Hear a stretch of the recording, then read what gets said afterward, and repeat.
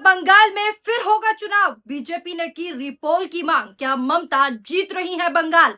कहते हैं दोस्तों, असली लड़ाई वोटिंग के बाद शुरू होती है और बंगाल में वही हो रहा है। वोटिंग खत्म हुई, लेकिन अब सवालों का तूफान खड़ा हो गया है।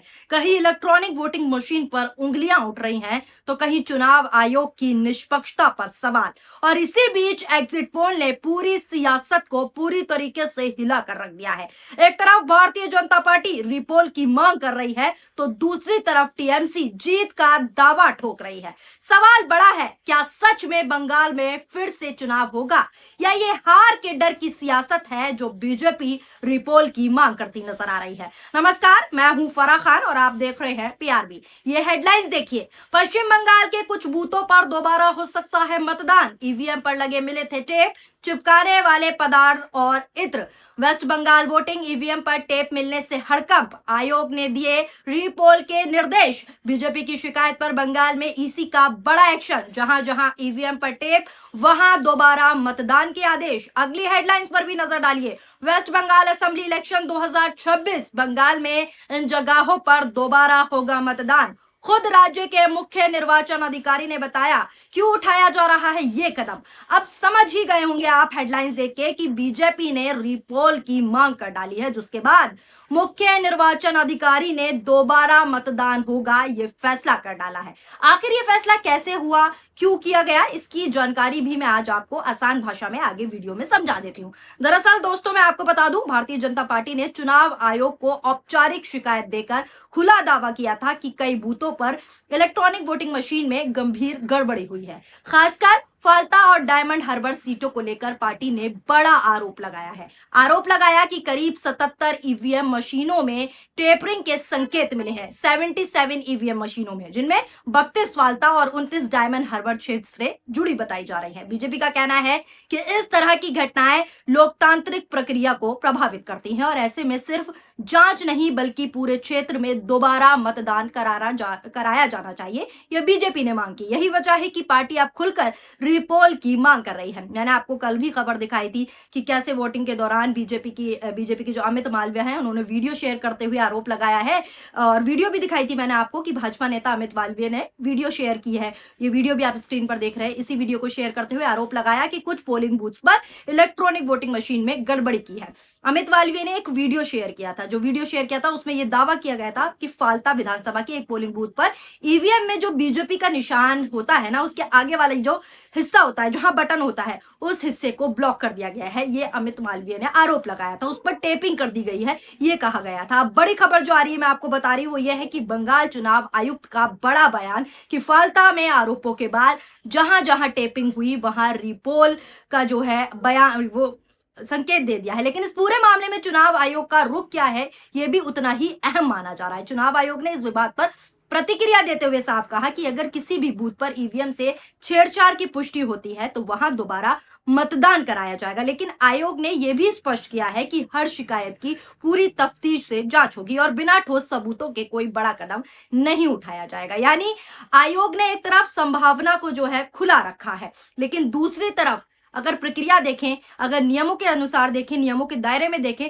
तो ये कहा जा रहा है कि अभी फैसला पूरी तरीके से जांच पर ही निर्भर है, एकदम रिपोल नहीं हो सकता। लेकिन अब पूरे मुद्दे ने जो है सोशल मीडिया पर बड़ा रूप ले लिया है, जहां लोग खुलकर प्रतिक्रिया दे रहे हैं, क्योंकि बीजेपी लगातार रिपोल की मांग कर रही है। सोशल मीडिया पर इस वक्त दो तरह की राय साफ दिख रही है। एक पक्ष कह रहा है कि अगर इतनी बड़ी संख्या में शिकायतें हैं, बटन में प्रॉब्लम हुई, ईवीएम में प्रॉब्लम हुई, तो चुनाव आयोग को तुरंत सख्त कार्रवाई करनी चाहिए और निष्पक्षता सुनिश्चित करनी चाहिए। वहीं दूसरे पक्ष की बात करें तो दूसरा पक्ष कह रहा है कि बीजेपी इसलिए कर रही है क्योंकि उसको हार का डर है और कह रहे हैं कि चुनाव खत्म होते ही इस तरह के आरोप लगाना राजनीतिक रणनीति है भारतीय जनता पार्टी की। लोग ये भी कह रहे हैं, यानी जनता के बीच भी ये मुद्दा पूरी तरीके से विभाजित हो चुका है और हर कोई अपने अपने नजरिए से इसे देख रहा है। लोग सवाल उठा रहे हैं, क्या बीजेपी को हार का डर इतना सता रहा है कि रीपोल की मांग कर दी है? इसी बीच मैं आपको एक वीडियो और दिखाती हूं जो ममता बनर्जी का है, जो सोशल मीडिया पर लगातार वायरल हो रहा है, जिसमें वो खुले तौर पर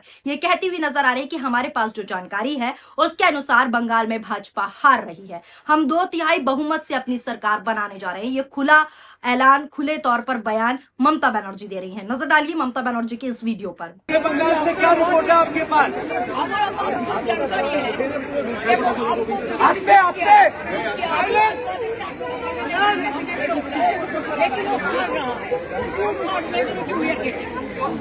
देखा आपने, खुले तौर पर ममता अपनी जीत बता रही हैं। वहीं आपको अब सोशल मीडिया पर लोग क्या क्या प्रतिक्रियाएं दे रहे हैं, क्या क्या सोशल मीडिया पर चर्चा चल रही है, उसकी जानकारी भी दे देती हूँ। सवाल उठ रहे हैं सोशल मीडिया पर कि कौन कहता है चुनाव आयोग एक्शन नहीं लेता। जरा इधर भी ध्यान दीजिए, चुनाव आयोग फुल एक्शन मूड में नजर आ रहा है। एक यूजर लिखते हैं तंज कस रहे हैं चुनाव आयोग पर और लिखते हैं कौन कहता है चुनाव आयोग शिकायतों पर एक्शन नहीं लेता। बीजेपी की टेप लगाने की शिकायत पर आयोग ने तुरंत बंगाल की फाल्टा सीट पर 2 मई को दोबारा मतदान का ऐलान कर दिया है।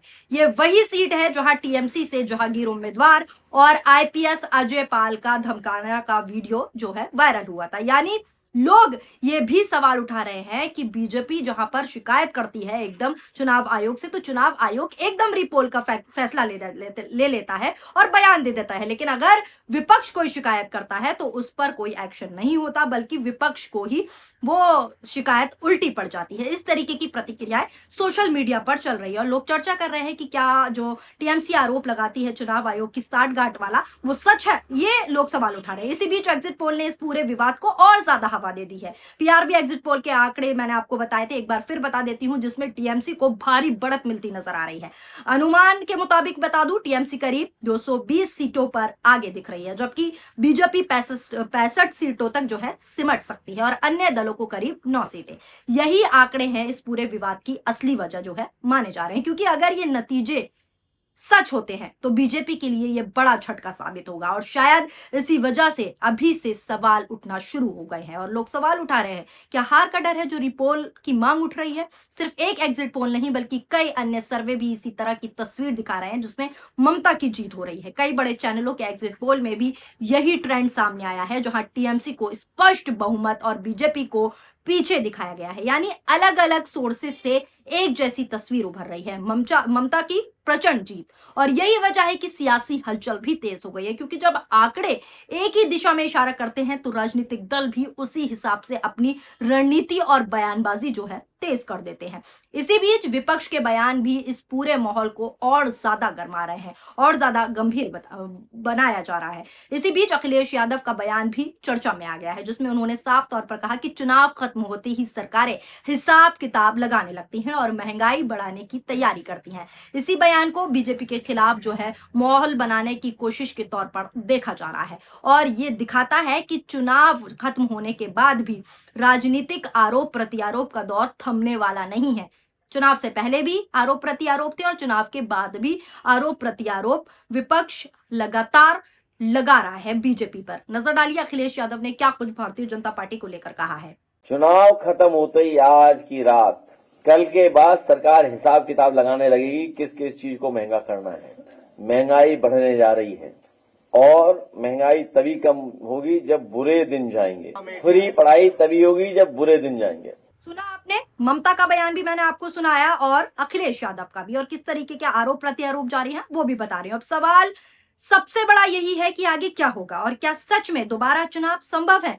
तकनीकी तौर पर अगर किसी बूथ पर गड़बड़ी साबित होती है तो वहां रिपोल कराया जा सकता है, लेकिन पूरे क्षेत्र में दोबारा चुनाव करना एक बड़ा फैसला होता है जो ठोस सबूतों पर पूरी तरीके से निर्भर करता है।